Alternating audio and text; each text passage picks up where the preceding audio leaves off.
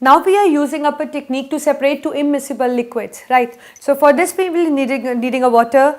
I've taken in a test tube and I've taken an oil, right? So what I'm going to show in this tube, that is the basic principle of using in separating funnel, which we did, right? So I'm just making a mixture of two immiscible liquid and I'll be just trying to mix them up. So this is the water and I'm adding the oil to it.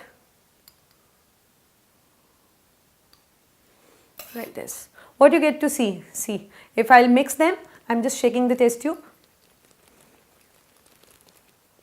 See.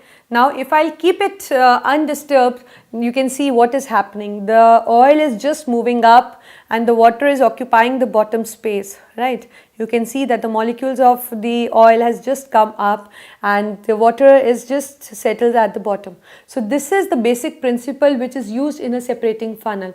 That means when we add the solution of two immiscible liquid into it and we just keep it aside, what happens? The one component forms the lower layer and the other component forms the upper layer according to the densities, right? So what is going to happen? We just open the knob and we'll just remove, like if it acts as a separating funnel, I can keep the beaker down and I'll just open the knob and I will let the water flow into it. What is going to happen, as more and more water flow to it, this level will go on decreasing, right? And when this oil level reaches this side, I'll just close the knob. So what will happen? This water will be in this flask and the oil will remain in this tube. So this is how they are going to separate, how you can use the method to separate two immiscible liquids.